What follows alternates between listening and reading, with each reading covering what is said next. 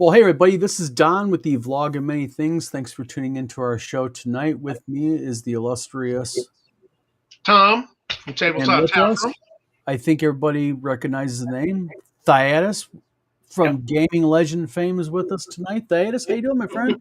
I'm doing pretty good. How are you guys? We are good. Good to be live with you. Yeah, very good to be live with you. Why do we have Thyatus, a gamer, on our show talking about AI? Because to keep a long story short, Thyatus has graciously agreed to come on. Me and Thyatus has had a few conversations about this subject. He is someone who works in the AI. Scott Mulder says no audio on my end. Uh-oh. I have audio on my end. I can hear you guys. Hold on 1 second. Let me real quickly check one more person, and they will be able to tell me if we have an audio issue or what.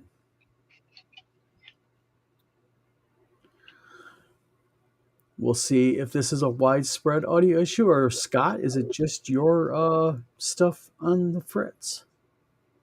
Check. Audio check. Audio check, everybody. Well, we'll find out because other people start going, I can't hear it either, because we right now have about 47 people in the video right now watching us. Wow. So Thyatus works in general terms in a field that deals in AI, and I would qualify him as a semi-expert. We'll call it that. How about that? In AI, he knows his Franks and beans when it comes to Franks and beans. So, Thyatus, let's get this started right. Why don't you tell us in your own words, what is AI generally speaking? When it comes to the two types, there's generative and non-generative. Yes. So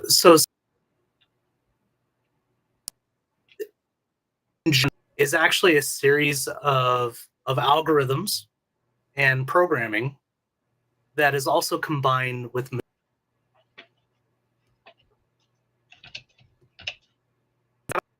AI. And then you have different varying degrees of the complexity of AI from there. So in a nutshell, it's a series of algorithms and machine learning. Okay. So now, go ahead.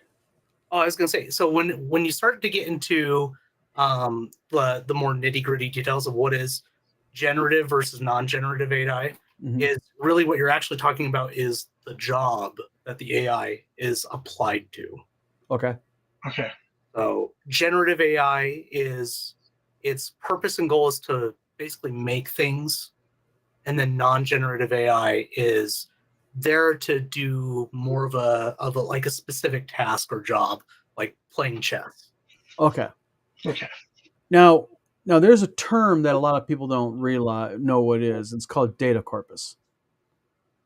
And now data corpus, from what I understand, is data corpus is actually what kind of like, if you will, and again, I'm using Don's words here, okay? This is not technical, but kind of like the spider that goes out and grabs things and searches for things and does. Is that a right term or right analogy, or am I kind of off here? I would argue that that it might be that at the beginning, because you're building a data corpus when you're, we'll say, scraping the internet for stuff, which I'm sure we'll get into here shortly. But data corpus really is just a term for whatever data set you're actually using for the basis of your machine learning. All right. Gotcha.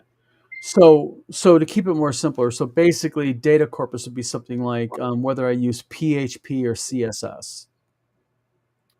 No. I would say it's more like your database. Okay. Yeah.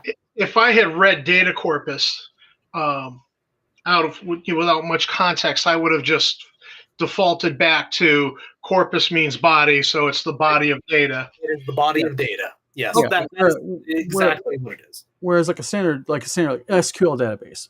Yes. As an example. Okay. Yeah. In fact, so SQL, if it had machine learning attached to it, could even be considered AI. Yes. So, but so specifically a data corpus, it just literally means body of data. and that is what you use for your AI to learn from. Gotcha. Now, no, I'm just saying, by all means, we interrupt. I mean, if you got a point to make, we definitely want to. This is going to be, I think, a really good information-packed hour here. I can go on for hours on anything, so interrupt me. No, you're fine. Now, I guess he is a very knowledgeable guy. I can attest to that. So let's just get into the nitty gritty of this. Now, we all have heard. I mean, let's face it. There's the line where there's fact and there's bullshit. Yes. Okay. And when it comes to AI, I think it is so mixed up with each other now. Nobody knows whether they're coming or going.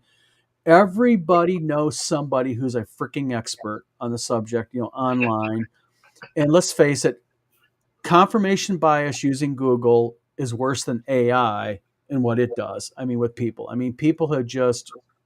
Which is ironic because Google now uses AI in your search results. I know. Isn't that crazy?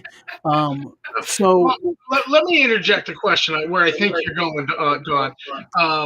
What's some of the biggest BS out there about AI?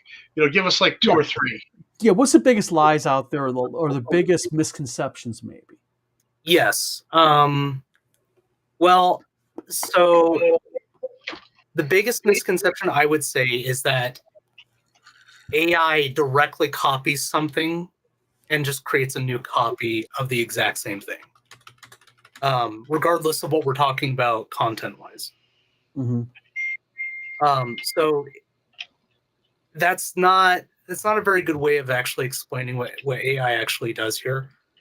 So if we just kind of look at the elephant in the room for a minute, like Stable Diffusion and image generative AI. That's something that I'm going to talk a lot about tonight because it's the big elephant in the room right now. And it's also the most controversial for a lot of reasons.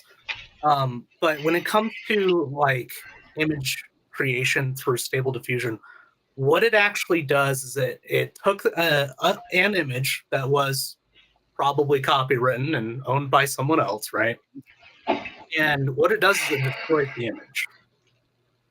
Okay.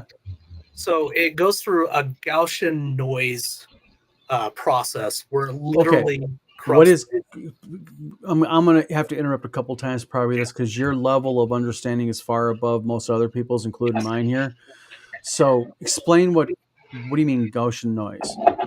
So basically it's a process, an algorithmic process where it goes through and it changes data, in this case pixels. It adds noise. Okay, it's like static. Yeah. To each pixel randomly. Okay. Gotcha. So go ahead. Oh yeah. So basically it goes through on every pixel. So say you have an image that is 512 pixels by 512 pixel resolution. Yep. And it can randomize that in about 800,000 different ways. And it saves the randomized pixelated box of noise.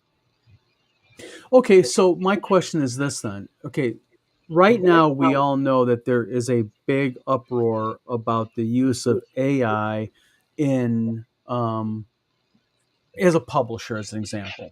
Yeah. You know, publishers are very pro AI and publishers are very anti AI. My friend Jim Wampler, in fact, as an artist, he actually made a no AI logo that a lot of people now are using. That's fair. So my question is this: as a publisher, and I'm going to have a couple different hats on today. I'm going to put my publisher hat on. As a publisher, I can understand the appeal of AI because, after all, I can save a lot of money by not hiring an artist. Which effectively is the point of AI, is to reduce cost. Yes, but also as a publisher, I can still remember back, even though I've only been a publisher of games for 5 years going on now. Good God, it's been 5 years already. But I can remember back when people like Eric Lofgren and Dean Spencer said, "Hey, Don, you don't got to pay for this, buddy. Here's a few pieces of art. I'll help you out. You're just starting out." And I'm kind of conflicted because I look at those guys and I go, man, they were really there for me when I needed it. And yeah, I can save a lot of money by using AI, but because of so much crap attached to AI, is it really ethical for me to do that? So I guess what my end question for you is this.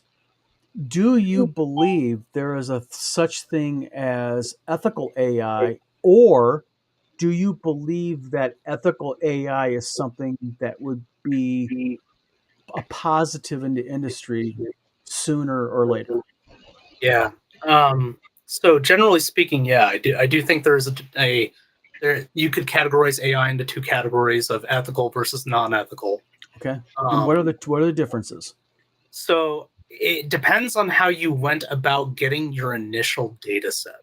So if you went through the process of properly acquiring permission for your copywritten material that you're going to end up using, Hmm. that would be an ethical way of gathering that data. And that is what Google is claiming that they're doing right now. Right. So when we start to get into the specific details about how, like, the Lion data set was created, which is what's with a big portion of Stable Diffusion and what it used for like Mid Journey and all these image generation programs. Hmm. Um, Google is claiming that according to like their terms of use, Yeah. that this would be considered fair use of that data set. Now, Gotcha. from a personal perspective, I might consider that unethical, but that is definitely something the courts are going to have to decide. Okay. So there's very shaky legal ground there when it comes to like terms of use and what and the scale that we're actually talking about. So. Now, when I initially looked into AI, one of the things, bad echo again. All right, sorry guys. No, you're fine. Go ahead. I'm wondering if it's my microphone. Don, why don't you take over a minute? Let me see if I can sort this out. Okay, so Thaddeus, so I guess kind of talking about a moment while Tom takes care of his audio. You know, we have ethical and we have unethical AI. Okay, you say the courts are going to kind of hash this out, but the problem, I guess, the question I have is this: is that when you look at the core of, and we'll look at AI today. Yeah. We know that places like Midjourney right now have a class action lawsuit because the whistleblower came out against them and said, hey, look, here was a list of people. And there were a lot of well-known artists on that list of saying, go grab their data. Yep. Now, my question is this. Let's say I run, Thaddeus and Don and Tom are running an AI company. And I say, Thaddeus, I want you to go out and grab a bunch of images because we're going to steal Dean Spencer's artwork. Sorry, Dean, if you're watching, you're the victim tonight. So how does that happen? I mean, I deal in databases every day. I do web programming. I know what databases are, but where I'm foggy on is how do I take an image of this, sure, and say, okay, AI, I want you to use this as the basis to make more of these. How does that happen? Yeah. What's the mechanics behind it? Because I don't get.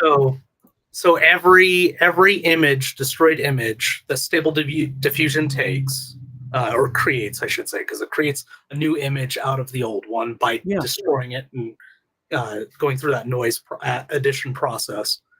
And what like they Gaussian, go ahead. It's like a Gaussian blur, using Gaussian blur inside of Photoshop. Sure, but it's on like a whole other level. Like it literally destroys the image. But they tag it. So each of those images is tagged with some textual data too. Okay. And that textual data is then used to provide context based off of the prompt that is used by the user. So say we have Don's image number 1. Okay. And we go through the noise process.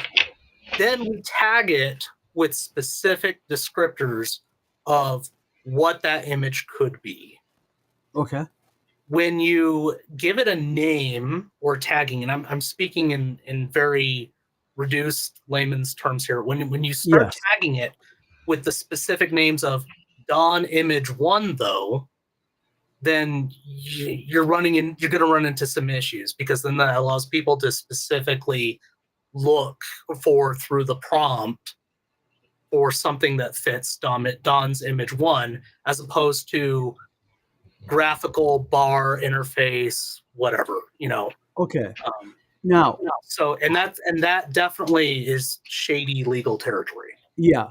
Now, the big thing with me also with AI is I do a lot of pencil work. Yeah. Okay. A lot of pencil art. I've been doing a lot of stuff for a game we're putting out called Zonk. Okay. Now, early on when I was working with David Floor on Atomic Age, his RPG, I did a book cover for him. Okay. And he ran that through a quote unquote AI detector, because BackerKit, when he went to put the crowdfunder up, they run AI detectors. BackerKit said, no, that's AI generated. And it was not AI generated. I mean, legitimately was not. So what are these AI generators? Because Tom will tell you a story too. Tom, I'll let you get to the cat story in a moment. Tom ran the same thing when he was just doing some testing. So, although I have my own opinion now of AI detectors, are AI detectors by and large accurate? And B, how do they make that decision? Yeah. So I can't speak for all AI detection systems when it comes to images. You actually have slightly better success for text, to be honest, than you do. That's pretty obvious too. Just read it. Well, hold on. So I've come across many instances where you couldn't tell that it was written by AI. Getting that good. Yeah, and I can maybe explain a little more in that regard here shortly. Yeah, go ahead, you're fine. But when it comes to AI detection generators for images, my understanding is that the methodology that they're attempting is to look for like the specific house stylizations for certain systems like Midjourney. But the thing about style is it's easily replicated, oftentimes on accident. And honestly, most of those AI detection systems are probably not worth their salt. Please don't sue me if you guys are watching. But no, but this is fully disclaimer. Don't worry about it, my friend. But honestly, I've never seen them have better accuracy than 50-50. Yeah, because Tom, talk about flip a coin. Yeah. I had a photo of my cat and I ran it through an AI detector and it said like 80-something% likely it was AI. Yeah. But the problem is those type of things are creating havoc in the industry, because you have legitimate artists that are being called out for using AI when they're not using AI. Yeah. And then you have obvious, like Hasbro has been outed for using AI, because I don't know of any elves in classic D&D or even neoclassical newer D&D that has 7 fingers. Right. And that's the kind of weird stuff that AI, although it's getting better. It is. AI is, I mean, hell, now you can actually take an image. I mean, no, don't take this wrong, Tom. I could take an image of Tom and me and video make us kissing now. Ooh. That's the AI that they're doing now. And the funny thing is, it's really weirdly scary. Not that I did that, Tom, okay? I'm talking in generalities here, folks. But the point being is, I think very shortly, because just a few years ago, I didn't even hear about AI. And now it's just like everyday commonplace. What's going to happen 3 years from now with AI? I mean, are we gonna ever be at a point, do you think, where we don't need Tom Cruise and Blake Lively and people like that, because it'll just go ahead and make them? Yeah. In fact, we're already getting closer to that point than you realize. There's entire AI systems that are currently in development specifically for the film industry. And when you have like a lot of the strikes, like we did this last year in Hollywood, and sometimes even back to back, I think we had 2 Hollywood strikes in the last few years that have really, set back a lot of these studios. They are looking for systems that could potentially replace humans. So, well, what's really interesting here is like in the prop field. I used to work heavily in the prop 3D model prop field, and still to this day, like when you watch Star Wars, and there is a digitally rendered ship, by contract, there has to be a true physical model of that ship, at least one made. So true. Everything you see digitally rendered, there's a physical ship. And the reason why they did that is because they saw the writing on the wall that digital was very quickly going to do away with physical props and physical stuff. Flint, how you doing tonight, my friend? Hey, Flint. So I have a question then, since we're kind of talking legal here.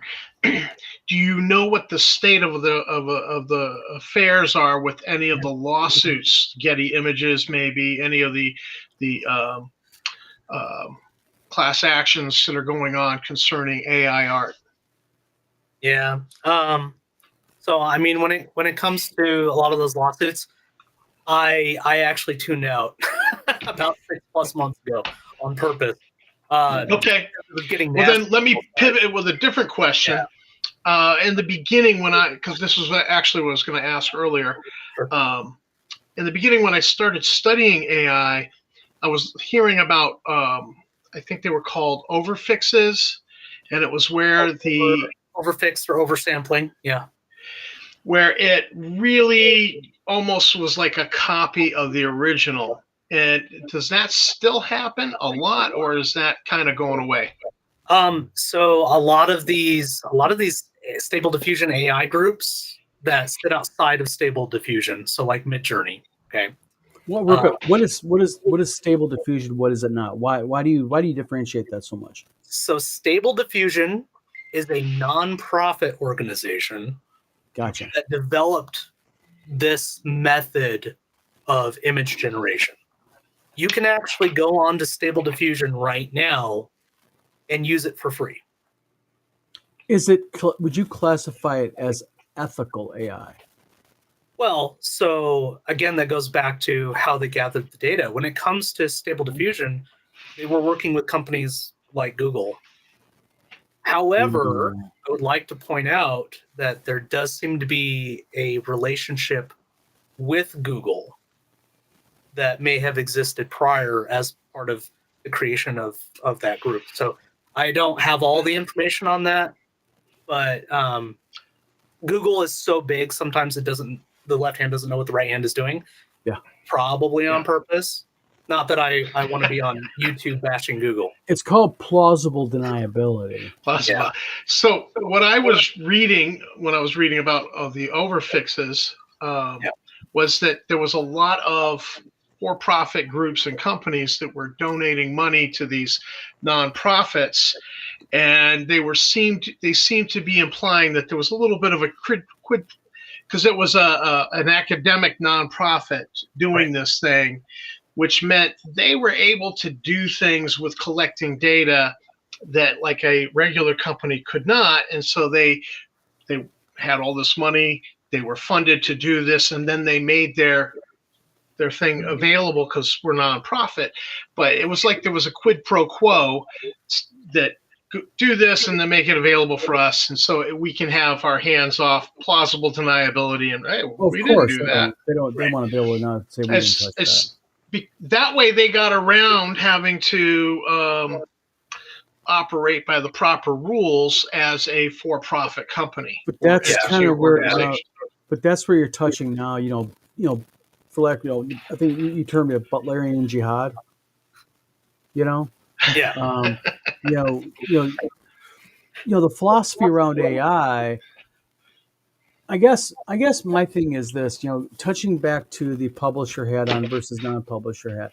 I can see it both ways, and I can understand the vehement dislike of AI, and I can see the vehement embracing of AI. And really quick, for full disclosure, you're good. I both love and hate AI as well. Same thing here. So I have this love-hate relationship with it myself. I view it like a tool to be used for specific purposes. Yeah. And I don't use generative AI in my work, but I use, non-generative AI.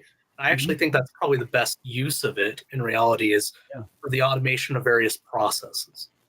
But I think right now, as far as the legal framework, just in the United States, as an example, other countries' mileage may vary. But for our legal framework in the United States, I don't think we have very many ways of actually properly addressing the potential ethical issues here, because we live in such a litigious society, and not only that, but because of lobby, having access to our politicians, because of the potential money-making aspect of AI, it's just a mess, a hot mess. Oh, yeah. Absolutely. There's so much money to be made in this process that, if you can set up a front company that's a nonprofit to basically use this data and then make that claim under fair use that this is used for effectively training and for nonprofit. And most judges will say, hey, this is a nonprofit situation. Fair use probably applies. And then suddenly all these other groups start to farm out around them. Yeah, you look at X under Elon Musk. Didn't they just offer $94 billion to buy out that other? That was just yesterday. It broke. They offered $94 billion. It went to the other. What's the? I don't remember the company's name. OpenAI. OpenAI, which is like they're one of the big leaders in AI right now. Yeah. And my thing is though is in your opinion, Thaddeus, okay, first of all, would it be fair to say if I make a statement here, is this statement accurate? AI is here to stay. Oh yeah. Yeah. Because if, and here's the thing too, is if we decide not to use it, like say as a society here in the United States, we decide not to use it, we ban it. Guess what? Everyone else in the world is going to use it. Someone else is going to be using it. And when it comes to the even non-generative AI, or even generative AI, depending on the circumstance, cyber criminals are going to use it, whether we want to use it or not, too. Yeah. So, just because you ban it, that doesn't actually mean that the people are going to actually follow that law. Whenever you ban anything, really, I mean, you're going to get a black market, basically. For better or for worse, depending on your perspective. AI is being used here in the state of Maine to steal titles on property. Faking the person, and so there's actually a person behind that, but the image is the real owner, and so they're actually proposing a commission up in Augusta, all the stakeholders to look into this. But again, that's going to move so slow. I think what'll happen is they're going to get going, but it'll leapfrog. Well, Gen 2, Gen 3, Gen 4. Yeah, it'd be so far ahead. Well, Scott Mulder says, he says, I was flattered that some people wanted to refilter my art, but had a serious problem when the person insisted that the hot garbage that generator came up with was human made. That gets under my skin. Well, and that I think is the issue here, because I see it also all the time on Facebook is, people go, I drew this. Yeah. And they forget to take the little Bing logo off the bottom left-hand corner, because they don't know that's what's really there. That's the Bing logo. It's not just a blurb, Some sort of watermark, yeah. So the problem that I have with it is every publisher to their own, every creator to their own. Sure. Okay. But if you're going to use AI, at least have the courage of your convictions and say, this is AI driven. Right. Where I get offended at it as a publisher or even as an artist is when somebody takes it and they say, I drew this, I created this. And even though they're admitting it's AI, the new term it just really, sorry for anyone who does it, go ahead and hate on me. It's Don's opinion only here. But really annoys the shit out of me when someone says, I'm an artist, I drew that via AI. And my argument is, no, you're not. Yeah. What you're doing is you're good at creating prompts to make it look good. I mean, what's people's opinion then? Yeah. I don't disagree. No, differing opinion. By all means, you're not going to offend us at all here. I mean, if you say you're full of shit, Don, I take it. I mean, that's what this is for, the show.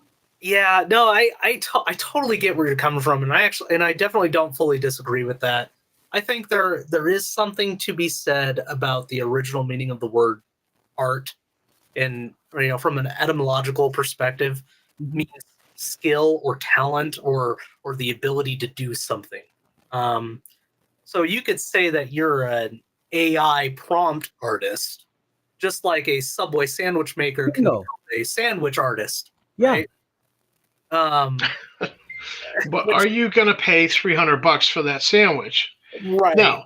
You might pay $300 for a piece of art. Right. Well, and that's the thing is, like how much skill did it actually take to make that program? Well, in some of them, it probably did take quite a bit of skill. And there is processes in place, or are processes, got to use right grammar here. There are processes in place with Stable Diffusion where you're able to select specific portions of the image, reprompt how that part of the image is supposed to look, and there's a significant modification that you can do with Stable Diffusion. You can actually go in and say, like, yes. I like the overall body as a figure. I like the body, but I don't like how the face. But I don't like the background.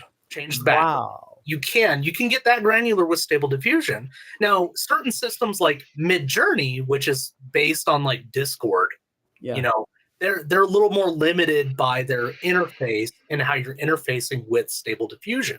Mm-hmm. But with Stable Diffusion, vanilla, we'll say, so the base core system, you do actually have a significant amount of editorial control over the image. And it takes significantly more, we'll say, skill. I won't say talent, but it definitely takes more skill in dealing with the program than you would otherwise, imagine there being the case. It still takes more skill to throw it into Photoshop and actually make it look good afterward, in my opinion. Yeah. But I mean, like, acknowledge that's going to change here soon, anyways. It's just going to get that good. Yeah. Well, there's stuff that you learn from doing art that you're not. I don't think you're going to learn from just throwing prompts in a computer and wash, rinse, repeat.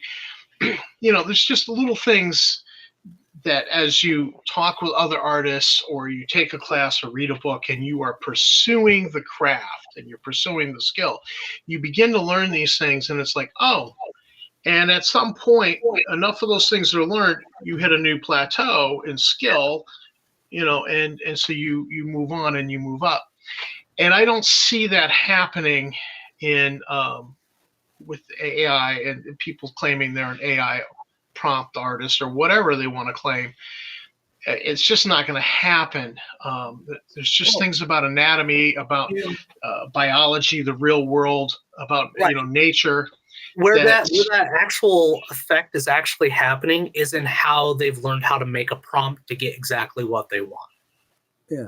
It's not happening in the creation of the image itself. Their wordsmithing is what they're doing. They're wordsmiths at best, right? I would grant you that. I would grant you that. Yeah. Yeah. So I've seen people who have been extraordinarily descriptive with their prompts, who have been able to, we'll say, with words, are able to skillfully outdo other people who are prompting to create images.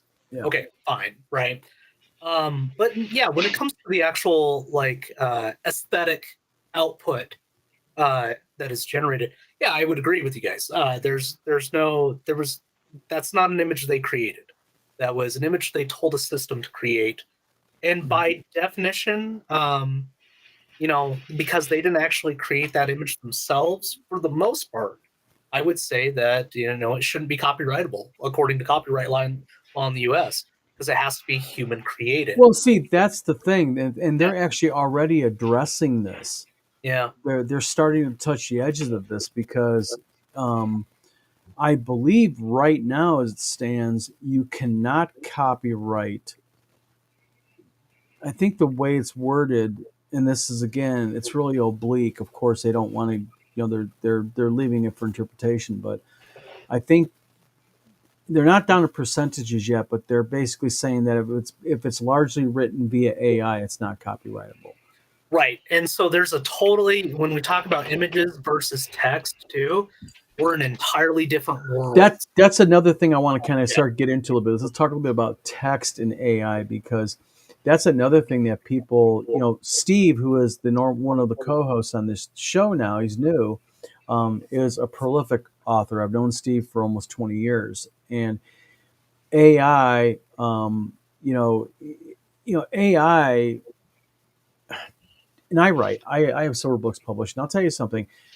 It's hard writing a book. It's hard putting things into a cohesive, understandable thing. And it's kind of offensive for people to come in behind you and say, I wrote this book. And then you see advertisements, write a 60,000 short page story in 5 minutes. And you're like, what?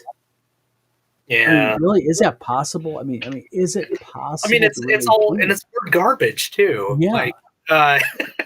The humanity's pulled out of it, that core creativity. Yeah, I would agree. If AI is going to do anything truly profound in the next few decades, it's going to prove that there is a such thing as a human soul, in my opinion. Can we quote you? That's an interesting prediction. The thing is, it sounds snarky, but it's not. It is. I'd like to hear from the audience, because we have a lot of people now in watching this.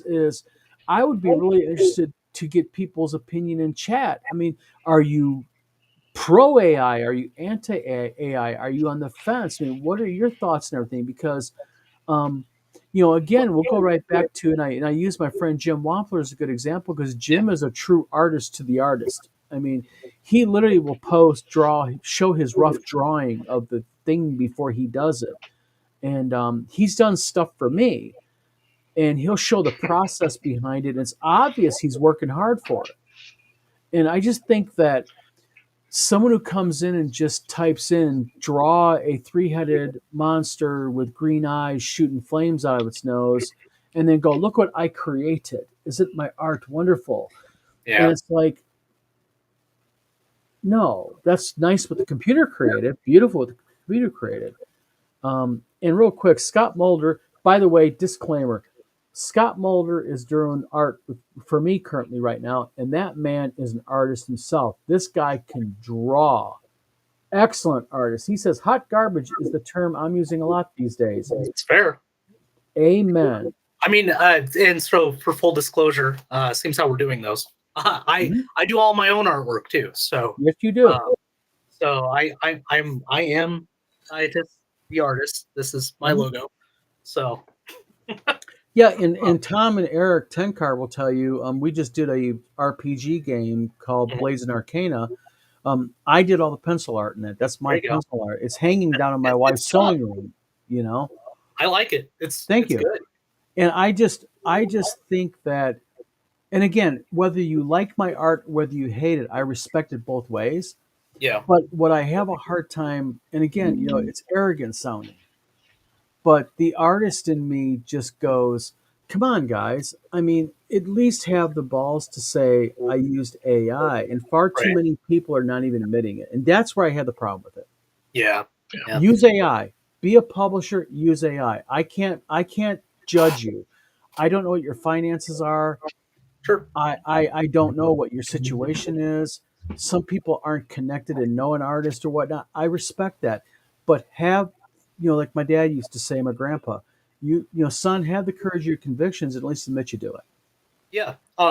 So I would argue there's a sense of honor there that is lost in general in our society, and that is why this sort of thing is able to prolific the way that it has, in the manner that it has, right? Yep. Really quick, when it comes to text AI, yeah, let's get into that a little bit, and let's talk about OpenAI just for a second. Sure. In general, OpenAI is interesting to me because it's almost as if OpenAI actually predicted the potentiality for some lawsuits. I can't imagine what. But they actually did some things in the gathering of their data corpus, their initial data set that was probably a really good idea. So they didn't just like scrape the internet for their information, for instance. They actually went to various institutions. So, and I've got some notes here. They went to the UCI machine learning repository. They went to government data portals. Real quick, what is the UCI data set repository? What is that? Basically, it's a repository put up by universities of information, just data of stuff that you can use. That you can use explicitly for this purpose. Okay, and it's legal stuff. It's not stolen or nothing like that. Right. So at least I would hope so, because technically the universities would be the ones liable. So I not knowing all the details of how they went about, getting that permission and using that, I can't necessarily speak to that directly. But so they went to let's see, lost my spot here. But yeah, so Kaggle is something to look up, as well as UCI machine learning repository, if you guys want to learn more information about them. So when it comes to the web scraping aspect, there was some things that OpenAI did do some web scraping techniques for, but specifically they went out of their way to follow all current written laws on the subject. Now, I'm not 100% sure what that fully means, but that is what OpenAI advertises. Okay. So unless someone blows the whistle saying that they did otherwise, that's what we have to go with. So and then of course they actually got into a number of data partnerships with various organizations. Yeah. So one thing that OpenAI has done with that data corpus is they took this 45 terabyte size database, which is not small, we'll say. No, it's not small. It's also not like as big as I thought it was going to be perfectly honest. Yeah. And they pared it down to 570 gigs of useful data. Oh, really? So they took that many terabytes down to that. And by the way, it sounds like it is a lot, but comparison-wise, it's actually quite small. Wow. Yeah, so they went from 45 terabytes to half a terabyte, basically. Yeah. So that's what they're using. But the thing is like 1 terabyte is, to give you an idea of for the audience here, like what 1 terabyte actually is. 1 terabyte would be roughly like 130,000 books of about 70 or 700 pages. Yeah. Or it would be roughly 500 hours of high definition video. Yeah. Okay. So we're talking about half that. So maybe roughly 250 hours of high definition video. I mean, that's a lot of movies, don't get me wrong, but in reality, it's really not that big when we're talking about sizes of databases, right? In fact, the standard computer these days on the market is going to have probably a 1 terabyte size hard drive or bigger. Yeah. Sometimes even like up to 5 teras. So 2 terabyte right there. There you go. Yeah, and it fits in the palm of your hand. Man, that is a far cry from even 15 years ago. Yep. Well, remember back in the day when the 20 megabyte hard drive. You know what? $2,000. Don, and Tom, I'm going to apologize now when I say that was before I was born.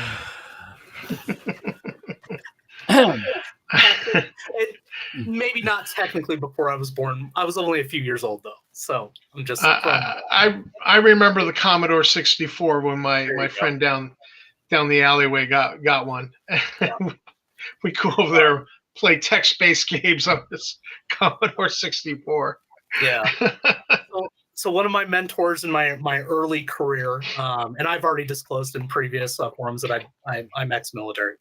So one of my former NCOICs, he actually would love to regale us on the various systems that they would use, and the differences in sizes that those hard drives were. Oh yeah. And he's talking about how they had these big, massive record player-looking hard disk drives, and yeah, and those all of us you said young airmen would be like, "Whoa." Yeah. Well, correct me if I'm wrong, but I do believe the Air Force's nuclear missile division still has 8-inch floppy disks. Yes. 8-inch floppy disks that they. Man, the Navy up to a few years ago was still using CRT monitors because the LCDs weren't approved yet. Yeah. Yeah. It's just technology, you know. I mean, it grows, and I think that's the problem. Is sometimes technology takes a really slow pace to grow, and then you got other times it just is like a fire hose in the mouth, and that's what AI is. AI has come, and I'm not joking. I mean, I can tell you, at least on my standpoint, AI was not really even in my lexicon of known words really 5 years ago. Yeah. And then it just seemed like all of a sudden it's everywhere and everybody's talking about it and everybody's using it. And now, and just for full disclosure, I went into Bain AI before this show. I want to do a little research. Now I was curious. It's scary how good that is getting. Sure. You should see Grok. Grok is a lot better in my opinion. If you've got a Twitter account and if you're paying the base monthly fee, you have access to Grok. Is that X's of AI? Yeah. Sorry, okay. I said Twitter, didn't I? Yeah. No. I always go to twitter.com anyways when I go to X, but that is Musk's AI that he is trying to get the other AI company bought out. It's called Grok. Grok. Yeah. Grok. Grok. You've not been on Twitter recently. I haven't been on Twitter in a long time. Grok is curated on a data set that was designed, we'll say, to try to be as factually accurate as possible. Okay, so I mean, people love Explain. What do you mean? Factually accurate.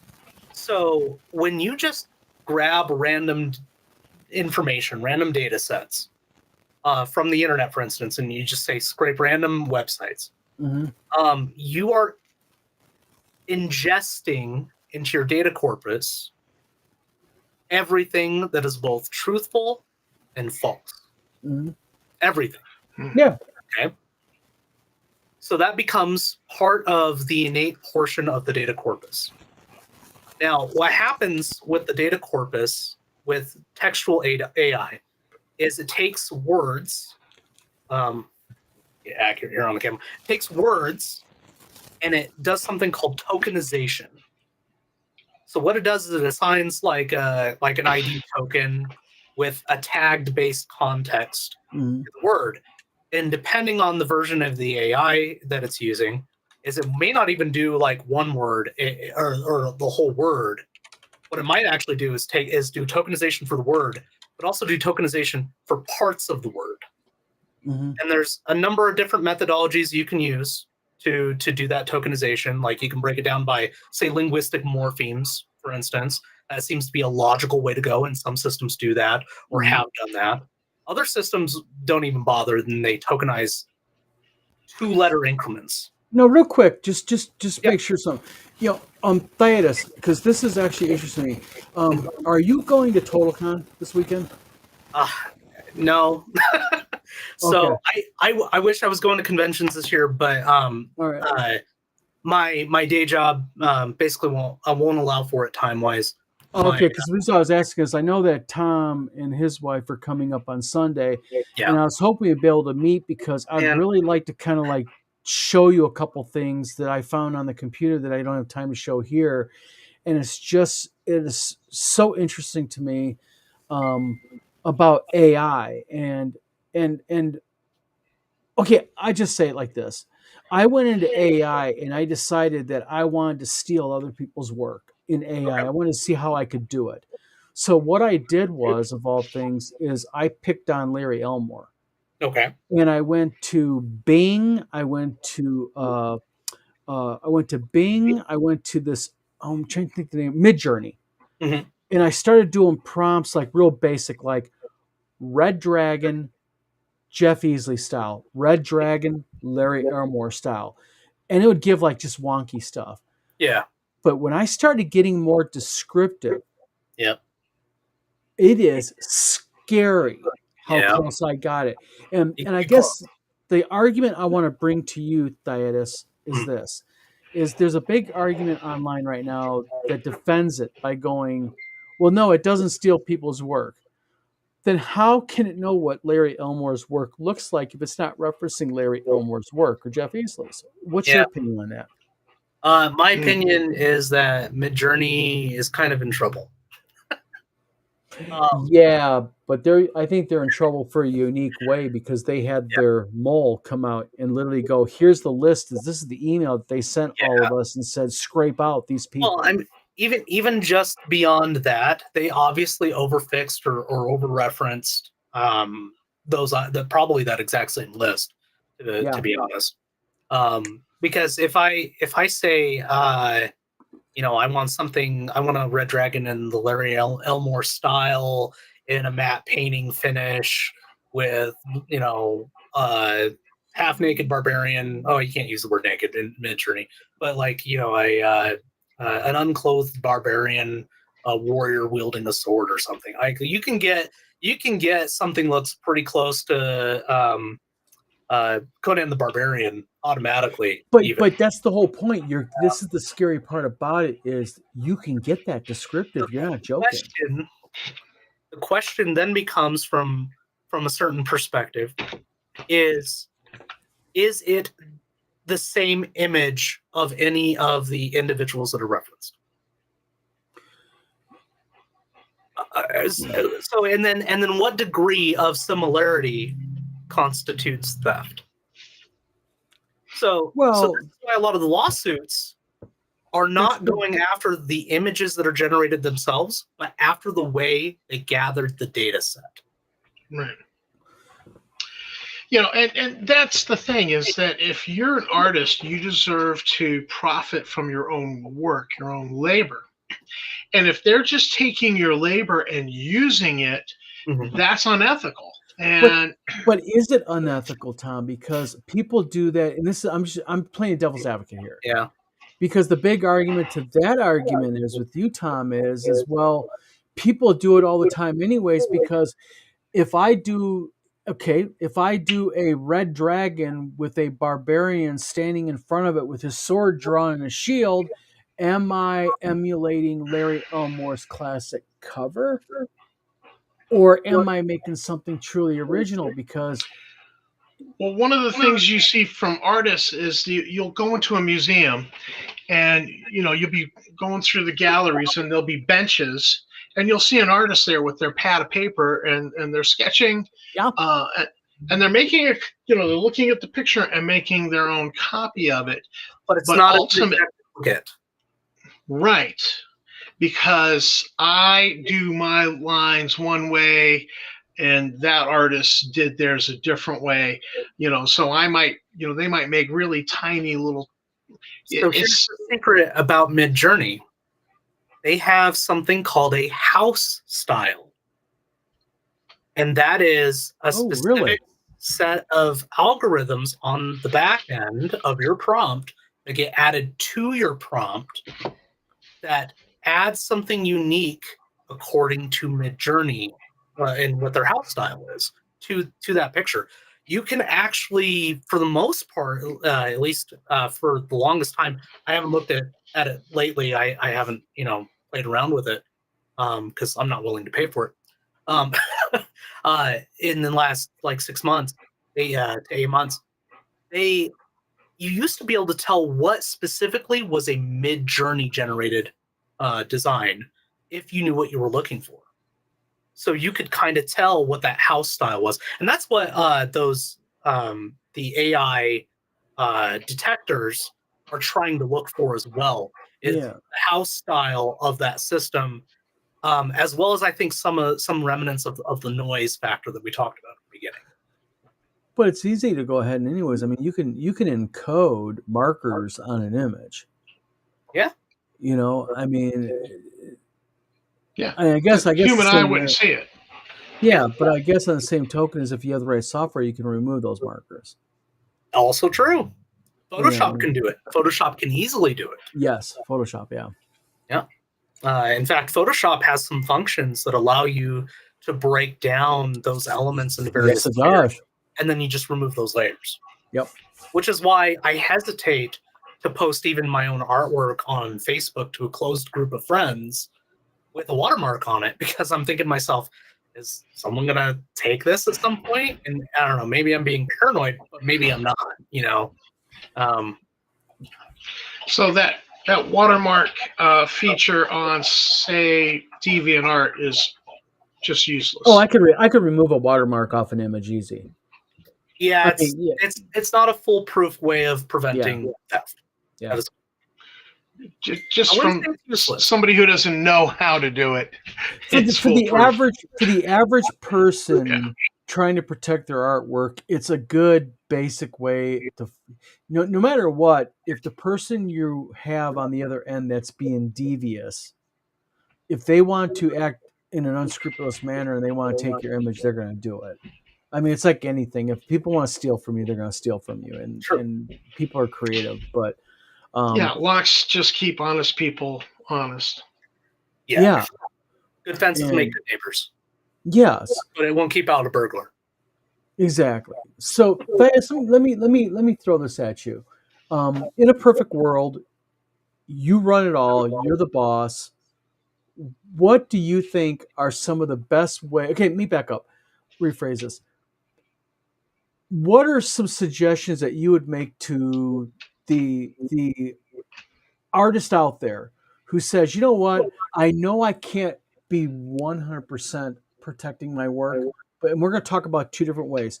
But as an image generator, an artist, not an writer, an artist, what are some good ways that I can protect my work? Not foolproof, but what are some good, average, fairly easy ways to do it that are protected from most people? Honestly, keep the audience small. And if you want to make your art available so that people can see it, put it on a system that requires a login first off. Okay, so put it behind a login.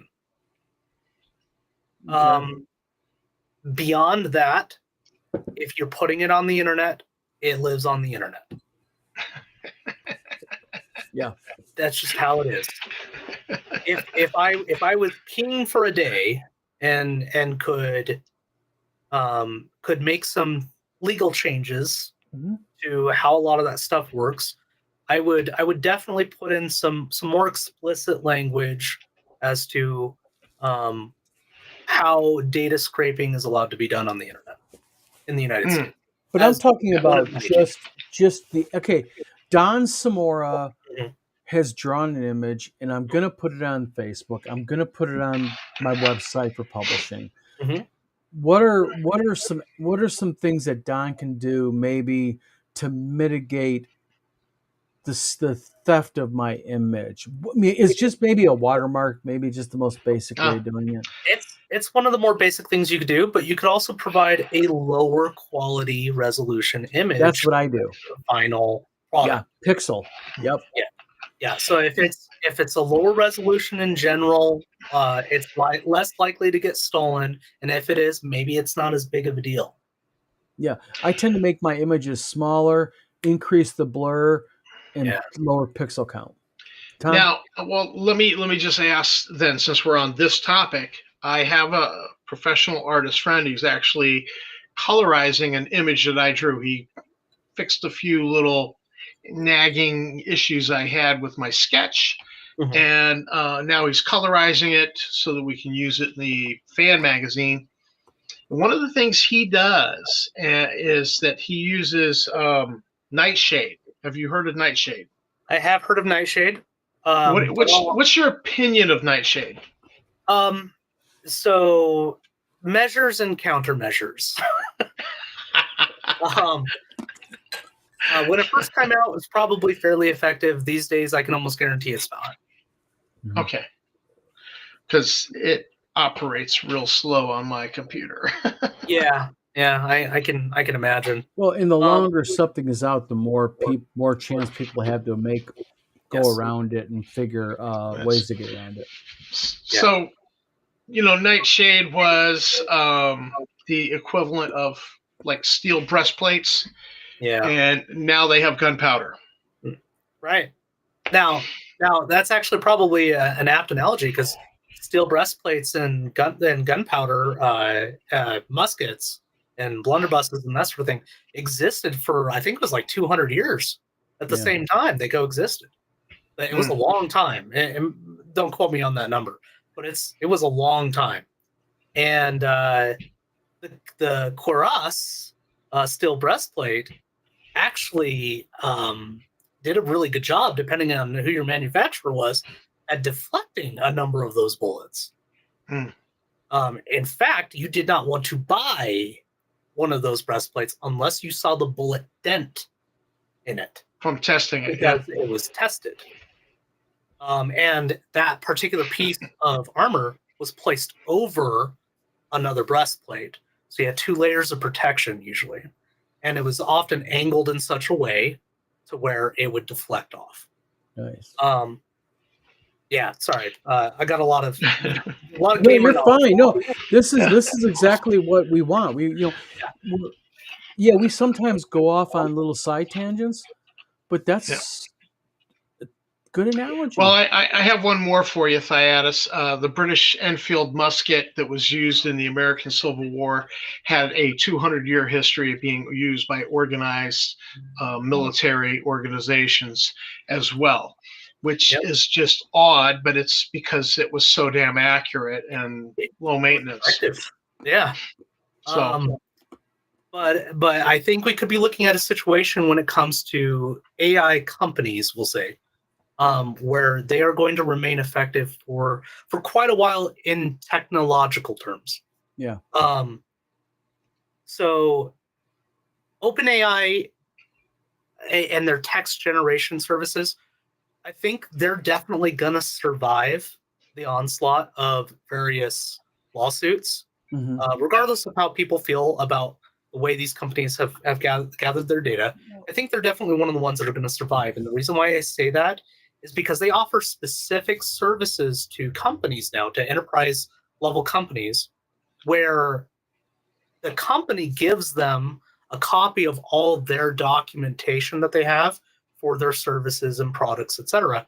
And then OpenAI takes their training or their system and trains it off of that data corpus. Okay, real quick. Again, don't mean to interrupt, but clarification here. You're using a term that I hear a lot. They use it to train. Yes. Okay, what do you mean by that when you say they used information to train the AI? So this comes down to the concept of what I can't remember the full name of it. It's a neural. Oh man, I forgot the notes here. They call it a neural network. I hate it. I hate that term, because to me it implies that it's something far better than what it actually is. So I'm gonna have to back up a little bit to explain what I mean. No, go ahead. Yep. So first off, you know what a logic tree or a flow chart is, right? Yes. Yes. Okay. So imagine a logic tree or flowchart existing side by side hundreds of thousands of other logic trees and flowcharts.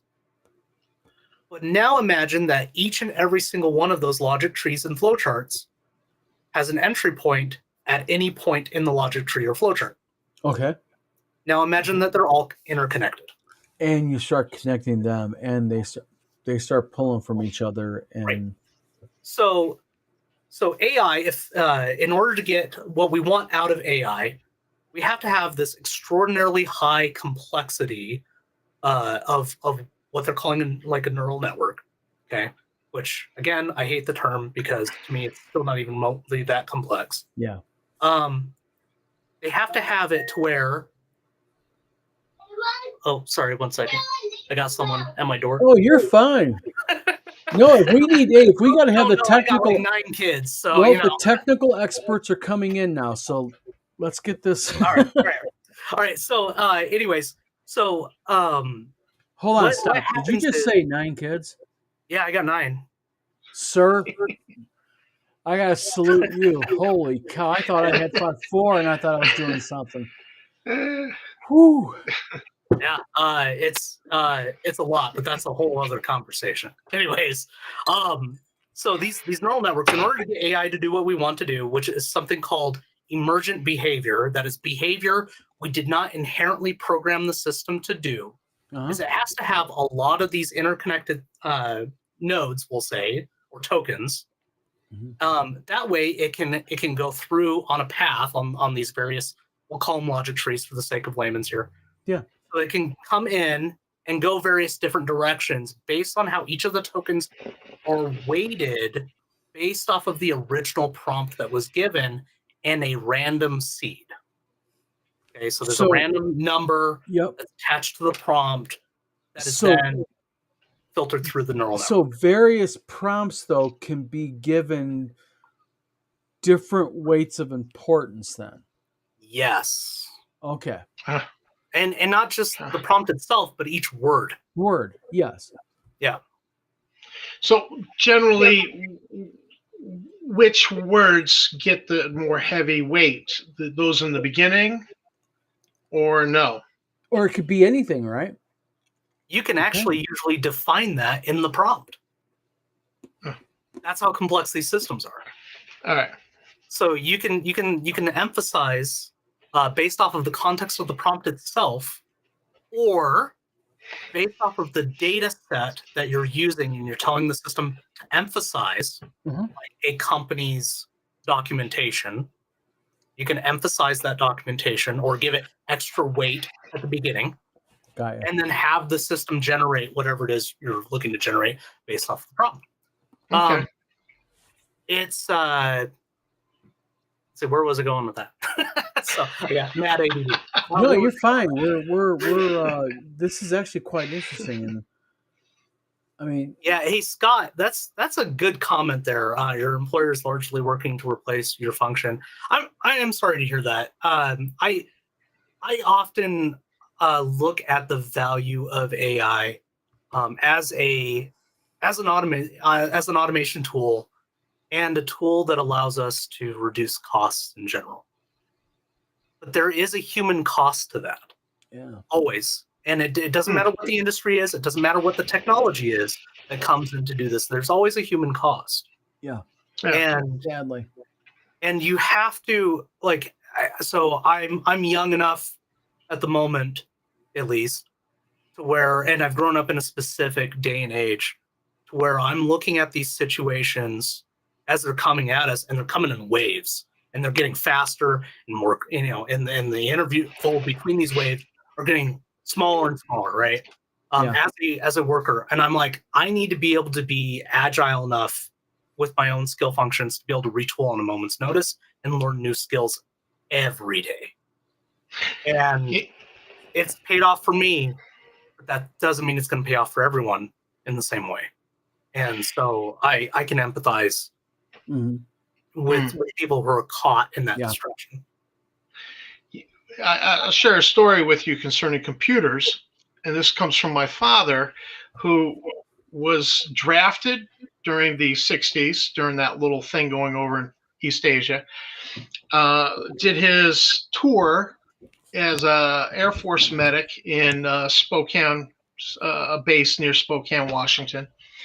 Got out, came back to his company, and they were like, they called him down to the personnel office, and they said, they handed him a check. They treated him being drafted as he was still an employee, and they handed him a check for all the bonuses and raises that he missed out on. Yeah. And he promptly quit and took that check and went to school to learn computer programming, which at the time in the 60s was key punch cards. Yeah. Yeah. So he came up to Maine, got married, met my mother, and was working at the Bates Mill. It was several hundred employees. Yeah. And what would happen is his job was to just enter data, and he would put in, 40 hours a week entering data so they could print paychecks. Yep. Now, but see, that's the interesting thing about it, though. I mean, so what would happen? Just the data being entered, though. I know, but what would happen is the computer here in Lewiston, Maine, would go down. So they would send him down to Hartford, Connecticut, to a sister company, and he would go in at night and use their computer.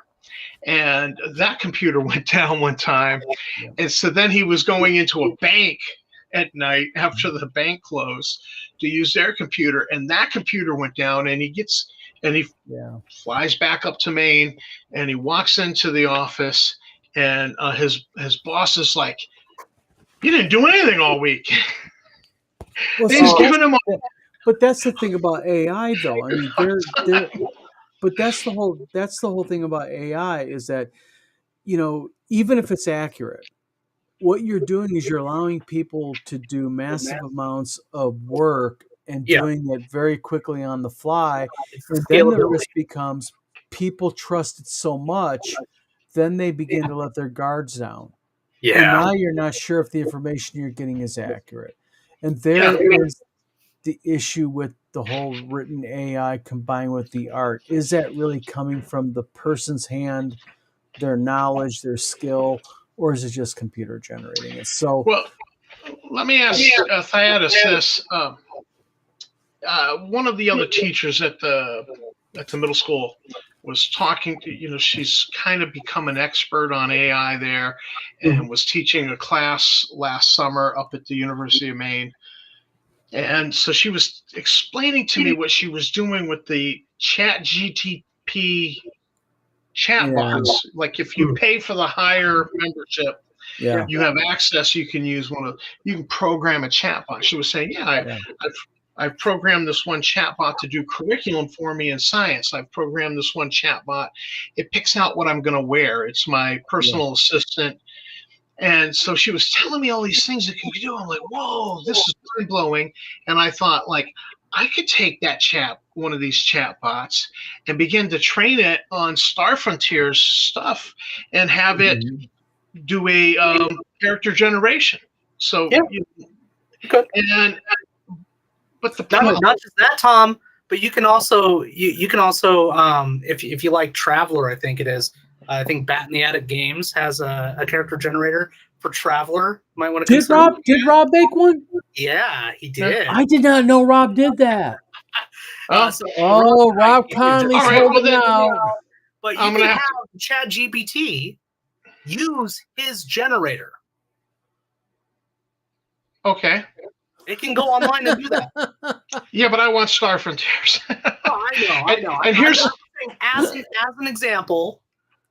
Well, here's the problem I had is that because ChatGPT has stuff in its training data that I would say is D20 based, probably D20 modern, D20 future kind of crap in there.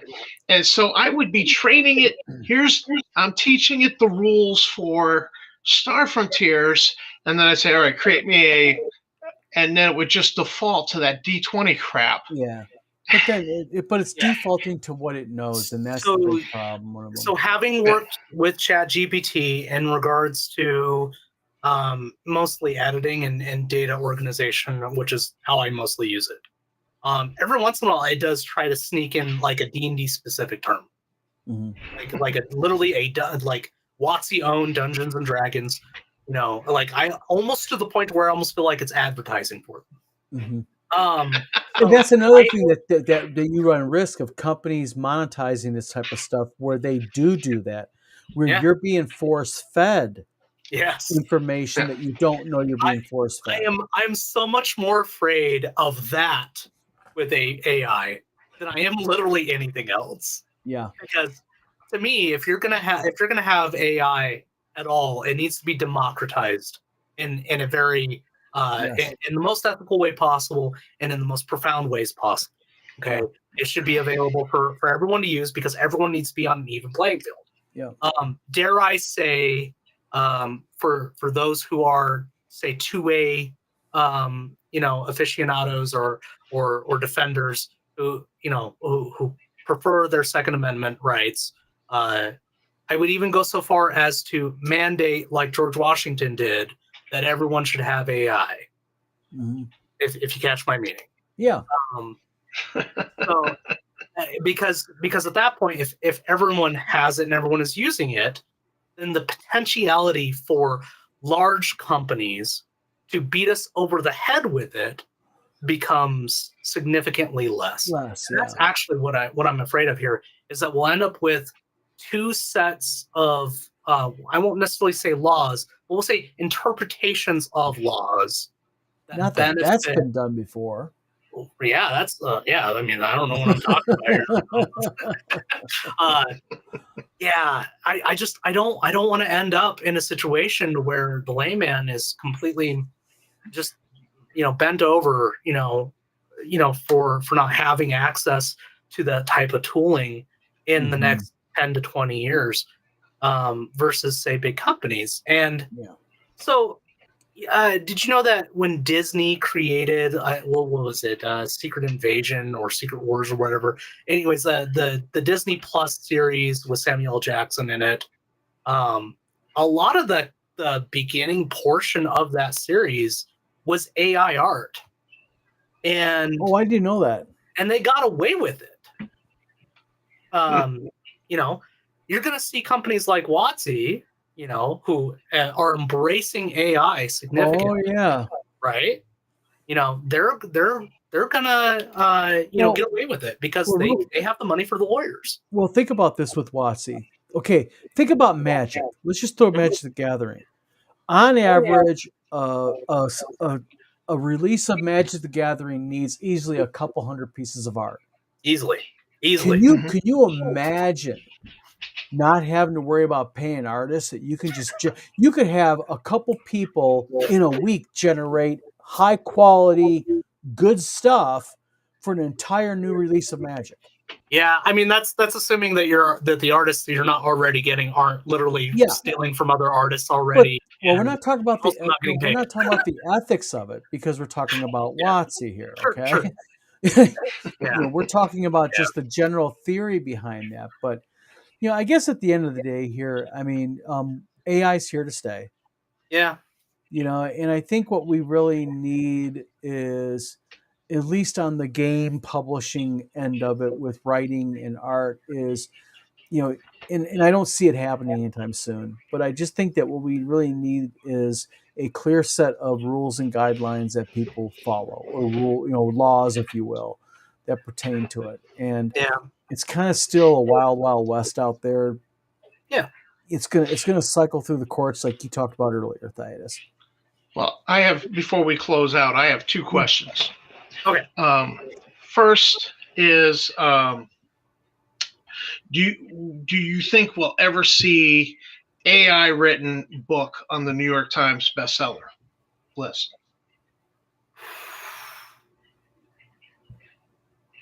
I think so. Okay. Yes. Down the line. Considering the current owners of the New York Times and the people in their editorial staff, definitely not anytime soon. But honestly, probably at some point in the next few decades. Okay, good answer.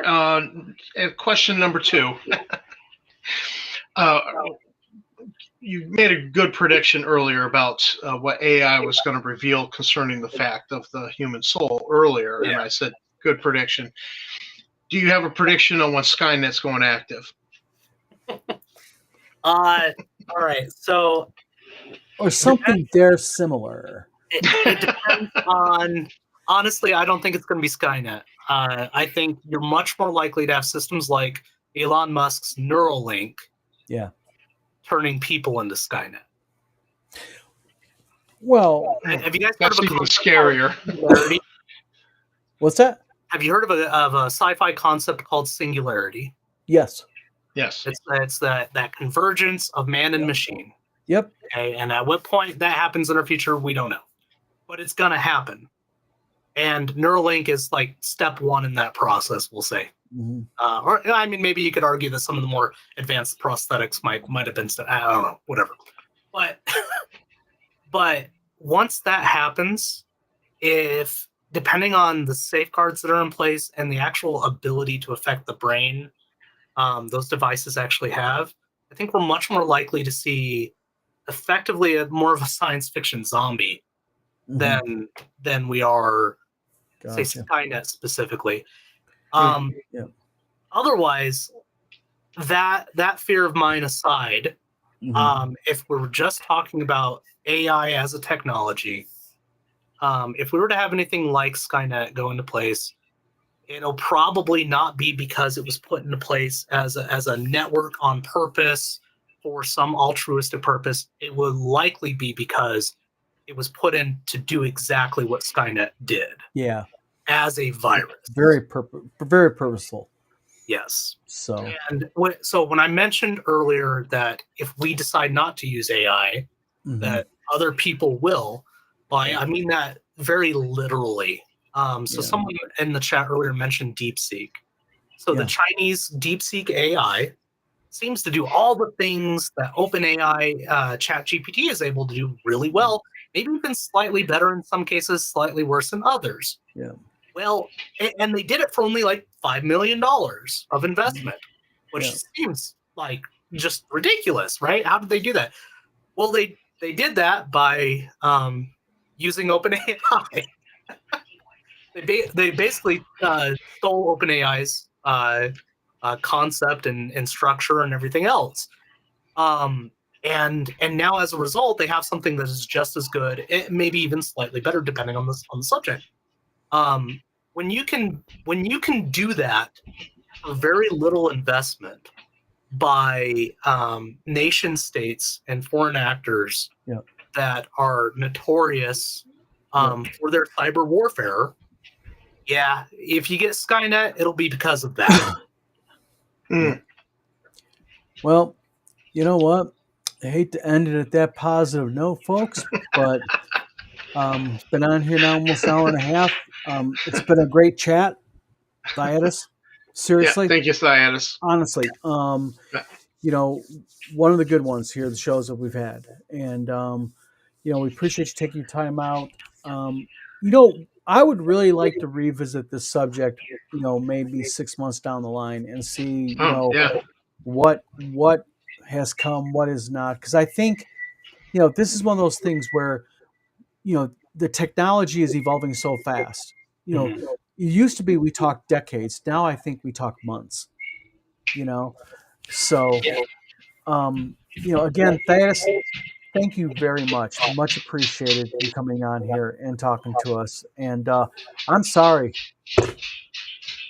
Take my hat off to you. Nine of them. Yeah, we got number 10 on the way. So. Oh really? Geez. Congratulations. Yeah. I guess we are talking decades here now, aren't we? Hit the Big Ten. So, again, Thyatis, thank you very much for coming on. Eric could not make it. Eric has the audacity to choose playing Dungeons and Dragons over coming on the show. How dare he? We'll deal with him this weekend at TotalCon. But again, everybody in chat, thank you very much. Scott, John Peck, Scott. Flint, everybody, thank you very much for tuning in. We are going to be at TotalCon this weekend. We are still going to be doing a Thursday night, I believe, live on Thursday. We're going to have to figure it out some way. The nice thing about technology is everybody can kind of tune in and do.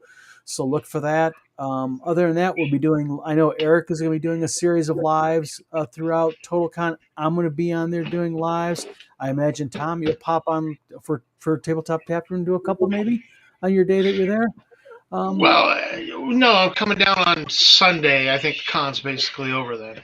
Yeah, you can still talk to people and chat and do. I mean, what the hell? Why not? Have fun. Well, I'll show up in your lives and. Yeah, why not? So, poke the bear again, if I can. Yeah. So again, everybody, thank you for tuning in. This is Don from the Vlog of Many Things. Tom, Thaddeus, thank you very much. Everybody else, have a good weekend. Have a safe week, and stay warm. It's -12 right now here in Michigan. So, this